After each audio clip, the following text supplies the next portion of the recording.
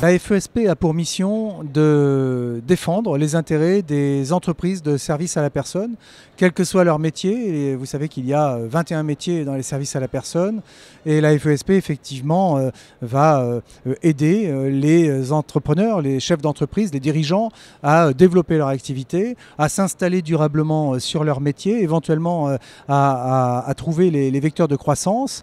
Et la FESP va aussi défendre leurs intérêts auprès des pouvoirs publics, que ce soit des pouvoirs publics nationaux, les ministères par exemple, mais aussi territoriaux, les conseils départementaux, parfois les conseils régionaux sur certains sujets, les CAF, voire les CARSAT. Le secteur des services à la personne est un secteur extrêmement dynamique, vous le savez. C'est un secteur à fort potentiel de croissance, c'est un secteur à fort potentiel d'emploi, c'est un secteur où les entreprises sont encore jeunes, bien qu'elles ont depuis ces dernières années bien progressé, elles ont pris leur place dans le paysage. C'est un secteur aussi extrêmement sensible aux évolutions de la fiscalité, aux évolutions réglementaires.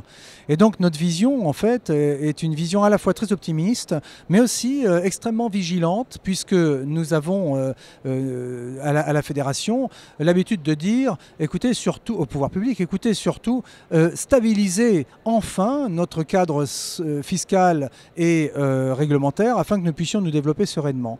Il faut juste savoir que dans ce secteur en plein développement et en plein boom, si on peut dire, il y a des freins, et ces freins notamment sont dus à des changements perpétuels de fiscalité, par exemple.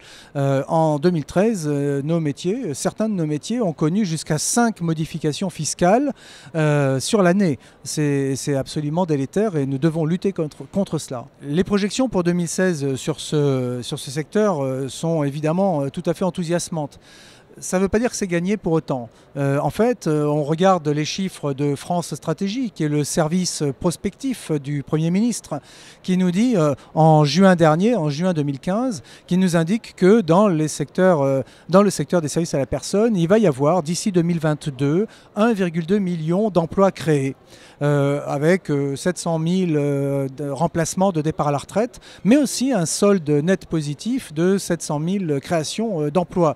C'est tout à fait exceptionnel, c'est d'ailleurs le meilleur score, si on peut dire, la meilleure espérance de tous les secteurs économiques français.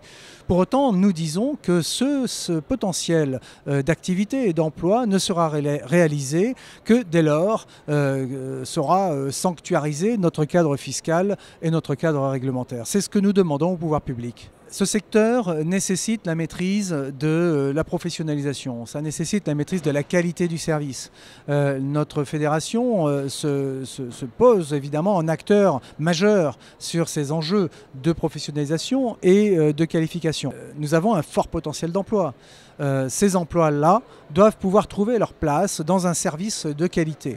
Il y a aujourd'hui des enjeux avec des plateformes d'intermédiation qui n'apportent pas plus de qualité finalement que de mettre en liaison des clients avec des personnes, des auto-entrepreneurs par exemple.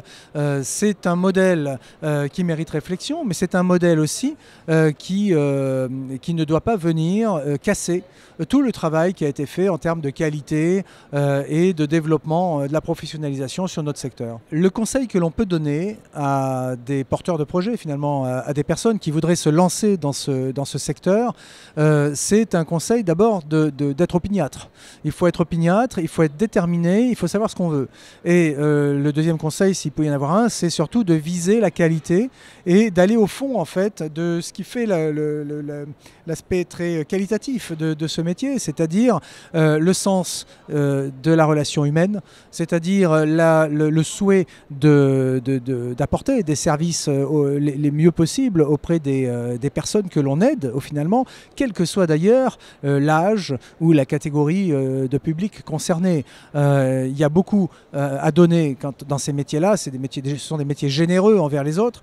Il y a beaucoup à donner, que ce soit auprès d'une personne âgée dépendante, par exemple, une personne handicapée, quel que soit son âge, aussi un jeune qui a besoin d'être aidé scolairement, dans sa scolarité, et évidemment des parents qui ont besoin d'être rassurés sur la qualité de la garde de leur enfant quand eux sont au travail ou appelés ailleurs.